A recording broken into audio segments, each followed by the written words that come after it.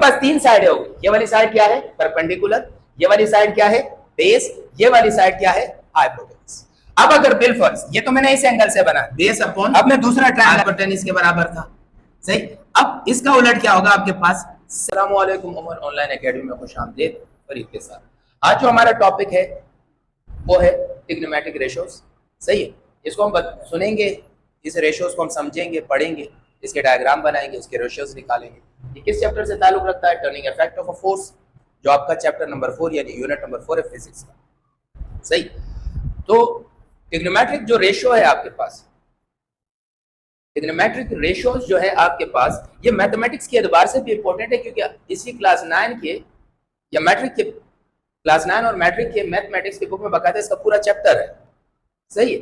और ये क्या होते हैं, इसको हम कैसे सॉल्व करते हैं, इसके बारे में, इसकी वैल्यूज कैसे निकाली जाती है, इसी को हम समझेंगे सही। तो इसको समझने के लिए वक्त को जाया करने से पहले आते हैं बोर्ड की तरफ ट्रिग्नोमेट्रिक रेशियो। तो देखो सबसे पहले याद रखना हमारे पास जो ट्रिग्नोमेट्रिक रेशियोज होते हैं ये हमारे पास सबसे पहले, जैसे कि आपने नाम सुना होगा साइन थीटा, इसी तरह कोस थीटा, इसी तरह टेन थीटा, ये तीन बेसिक ट्रिग्नोमेट्रिक रेशियोज सही। इन ट्रिग्नोमेट्रिक रेशियोज को हम कैसे सॉल्व करते हैं, इनको सॉल्व करने के लिए हमें एक राइट एंगल ट्राइंगल की जरूरत पड़ती है। किसकी? राइट एंगल ट्राइंगल की जरूरत पड़ती है सही। राइट एंगल ट्राइंगल जैसे आपके पास ये देखें, ये देखें, ये आपके पास राइट एंगल ट्राइंगल होगा। इसके अंदर आपके पास एक एंगल जो होगा वो आपके पास कितना होगा 90 डिग्री का होगा, क्योंकि हम जब भी किसी ट्राइंगल के अंदर ऐसा बॉक्स बनाते हैं तो उसका क्या मतलब होता है, ये 90 डिग्री का। यहां तक बात समझ में आई। अब ये जो राइट एंगल ट्राइंगल है इसकी कितनी साइड है आपके पास, इसकी तीन साइड है। एक साइड आपके पास ये रही, ये साइड 1, ये साइड 2 और ये साइड 3 है बिलफर्स। ये हमने सपोज किया, आप किसी साइड को भी सपोज कर सकते हैं। अब जो ये तीन साइड है, साइड 1, साइड 2, साइड 3 सही।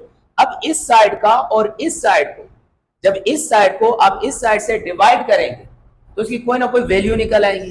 तो यही वैल्यू जब दो साइडों को हम डिवाइड करते हैं यानी इसका रेशियो निकालते हैं, इसी को हम कहते हैं ट्रिग्नोमेट्रिक रेशियो। समझ में आ रही है बात।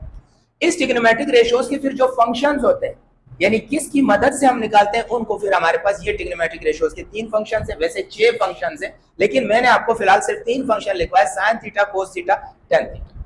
अब आप इसको समझिएगा, जब आपका यू राइट एंगल ट्राइंगल बनता है, जो मैंने साइड 1, साइड 2 और साइड 3 का नाम दिया सही।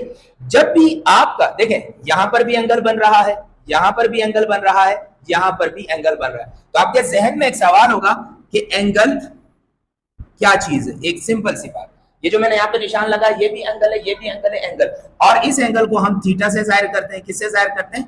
थीटा से जाहिर करते हैं। लेकिन जब इस तरह का स्क्वायर एंगल बनता है तो इसका मतलब होता है ये 90 डिग्री। डिग्री के ऊपर से यहाँ पे छोटा सा जीरो है सही है। तो हम क्या करते हैं कि इस साइड और इस साइड का जब रेशियो निकालते हैं तो वो यही एंगल निकलता है। समझ आ रही बात। तो इस एंगल की क्या डेफिनेशन होगी, distance between two sides of triangle सही। दो साइडों के दरमियान डिस्टेंस देखें बेटा, यहां से यहां तक का जो फासला होगा इसको आप एंगुलर फासला भी कह सकते हैं। इन दोनों के दरमियान जो डिस्टेंस होगा, इन दोनों साइडों के दरमियान जो डिस्टेंस होगा, इन दोनों साइडों के दरमियान जो डिस्टेंस होगा वो क्या कहलाएगा, एंगल थीटा कहलाएगा। क्या कहलाएगा, एंगल थीटा। अब इस थीटा की वैल्यू फिर हम किससे निकालते हैं, साइन से, कोस से और टेन से। ये देखें थीटा थीटा थीटा, इसको हम क्या कहते हैं, इस सैंपल को हम क्या कहेंगे, थीटा। क्या कहेंगे इसको, थीटा कहेंगे। तो फिर हम ये थीटा क्या है, इस साइड और इस साइड के दरमियान जो डिस्टेंस होगा उसको हम क्या कहते हैं, थीटा। यहां तक बात समझ में आ गई। अभी इसी ट्रायंगल को आप देखिए, ये जो सीधा ट्रायंगल, ये ट्रायंगल में यहां पे इस तरह दोबारा ड्रॉ कर रहा हूं सही। ये 90 डिग्री, ये अब आपके पास एंगल बन गया सही है। कौन सा, कोई भी थीटा एंगल। अब इस एंगल के जो फ्रंट पे जो साइड होगी, एंगल के बिल्कुल सामने जो साइड, जैसे ये एंगल है, एंगल के बिल्कुल सामने, जैसे ये मेरे सामने दीवार खड़ी है, ये जो साइन होगा ये क्या कहलाएगा आपके पास, परपेंडिकुलर। नाम याद रहेगा। इसी एंगल जिसके साथ एंगल बन रहा है ये वाली साइड, ये साइड कहलाएगी आपके पास बेस। समझ में आ रही है बात? और ये बेस जिसके साथ एंगल बना रहा है ये क्या कहलाएगा आपके पास? हाइपोटेन्यूस। क्या कहलाएगा? हाइपोटेन्यूस। तो अब आपके पास तीन साइड हो गई। ये वाली साइड क्या है? परपेंडिकुलर। ये वाली साइड क्या है? बेस। ये वाली साइड क्या है? हाइपोटेन्यूस। अब अगर बिलफर्स, ये तो मैंने इस एंगल से बनाया, अब मैं दूसरा ट्रायंगल बना रहा हूं यहां, जरा और से देखिए। अब मैंने यहां पर इसका निशान है 90 डिग्री, हमें इस एंगल से देखना है, थीटा है, तो थीटा के सामने क्या होगा? परपेंडिकुलर। आपने इसको देखना है। अब मैं अगर इस थीटा को लूंगा तो मेरा परपेंडिकुलर ये होगा, अगर मैं इस थीटा को देखूंगा तो मेरा परपेंडिकुलर क्या होगा? ये होगा। ये क्या होगा? मेरा परपेंडिकुलर होगा। समझ में आ गई बात? इसका नीचे क्या होगा? बेस होगा, और ये क्या होगा आपके पास? हाइपोटेन्यूस। अब समझ में आ गई? अब जब आपका थीटा ये था, परपेंडिकुलर क्या था? ये था। जब आपका थीटा ये होगा तो परपेंडिकुलर क्या था? यानी आपका बेस किस में कन्वर्ट हो गया?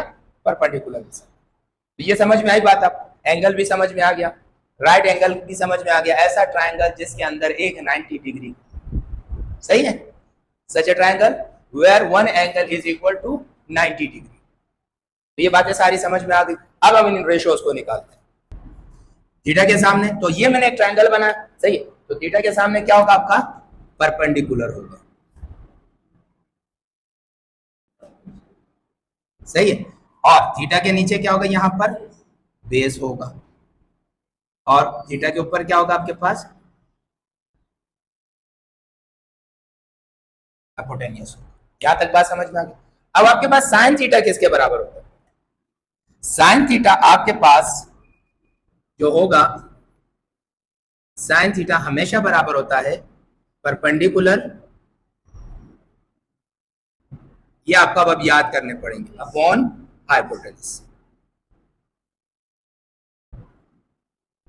सही है। परपेंडिकुलर किसका रेशो होगा? सॉरी, साइन थीटा किसका रेशो निकालेगा? जब परपेंडिकुलर और हाइपोटेन्यूस का रेशो। समझ में आ रही है बात? इसी तरीके से कोस थीटा, कोस थीटा क्या होगा आपके पास? Base upon hypotenuse. सही है, हाइपोटेन्यूस बेस अपॉन हाइपोटेन्यूस होगा। इसी तरह ये किसका रेशो निकालेगा? इस बेस का और इस हाइपोटेन्यूस की साइडों का रेशो। ये साइडों का रेशो है, सही है, पॉइंट का रेशो नहीं। अगला है हमारे पास टेन थीटा। क्या है? Tan theta. टेन थीटा जो होता है वो किसका रेशो होता है? Perpendicular upon upon base. यहां तक बात समझ में आ गई? तो ये फार्मूले अब आपको याद करने पड़ेंगे। Hypotenuse, sorry, perpendicular upon hypotenuse sine theta, base upon hypotenuse cos theta, perpendicular upon base tan theta. यहां तक बात समझ में आ गई? अब हमारे पास एक और चीज, साइन थीटा। साइन थीटा का जो उलट होगा, साइन थीटा का उलट आपके पास क्या होगा? Perpendicular upon hypotenuse. अब कोसेक थीटा इसका उलट होगा, कोसाइन थीटा भी इसको बोलते हैं। ये किसके बराबर होगा? Hypotenuse upon perpendicular. समझ में आ गई बात? तो आपके साइन थीटा का उलट क्या होगा?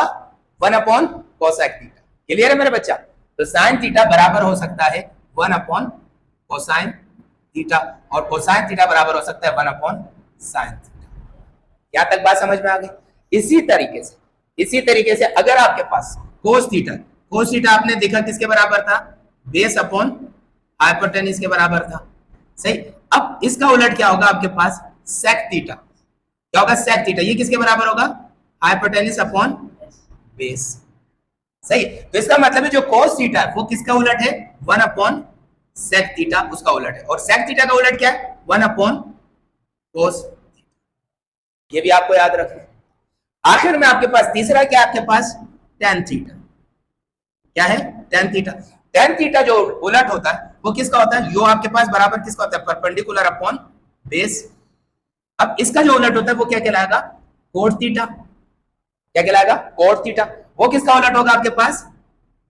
बेस अपॉन परपेंडिकुलर, सही। अब कोट टेन थीटा का उलट क्या हुआ? 1 अपॉन कोट थीटा, और कोट थीटा का उलट क्या हुआ? 1 अपॉन। समझ में आ गई बात? तो इसी से आपने को पता चला कि साइन का जो उलट होगा वो क्या होगा आपके पास? 1 अपॉन कोसाइन यानी कोसेक थीटा। कोस थीटा का क्या होगा? 1 अपॉन सेक थीटा, और टेन थीटा का क्या होगा 1/cot थीटा। यहां तक बात समझ में आ गई? तो अब आपके पास ये 6 ट्रिग्नोमेट्रिक फंक्शंस हैं जिनको मैंने एक एक और करके आपको अलग अलग करके बता दिया। और ये किस लिए निकालते हैं? ये किसी भी ट्राइंगल के अंदर रेशो के एतबार से हम निकालते हैं। तो समझ में आया? कोई मसला तो नहीं। एक और चीज जिसमें आपने याद रखनी है, आपके पास ये बात याद रखनी है कि टेन थीटा ये सिर्फ और सिर्फ टेन थीटा सिर्फ 1/cos थीटा के बराबर नहीं होता, बल्कि टेन थीटा आपके पास sine theta upon cos theta के भी बराबर होता है। सही है? तो अब इसका उलट अगर आप कोस थीटा लिखोगे तो कोस थीटा किसके बराबर होगा? ये उलट जाएगा, यानी कोस थीटा अपॉन साइन। तो मैंने अब आज आपको ट्रिग्नोमेट्रिक रेशियोज बता दिए, कौन कौन से हमारे पास ट्रिग्नोमेट्रिक रेशियोज होते हैं, किसके बराबर होते हैं, किसके रेसिप्रोकल या किसके उलट होते हैं। एंगल की डेफिनेशन आपको बता दी कि दो साइडों के दरमियान जो डिस्टेंस होगा, साइडों के दरमियान या दो सरफेसेस के दरमियान, ये भी इसकी बात याद रखना, दो सरफेसेस के दरमियान, लाइन के दरमियान कभी भी नहीं कहते। किसके दरमियान? दो सरफेसेस के दरमियान जो डिस्टेंस होगा उसे हम क्या कहेंगे? एंगल। इसकी एक अगर जर्नल एग्जांपल आपने देखनी है जो आम रोजमर्रा से, ये आपको सामने सीढ़ियां नजर आ रही है, सही?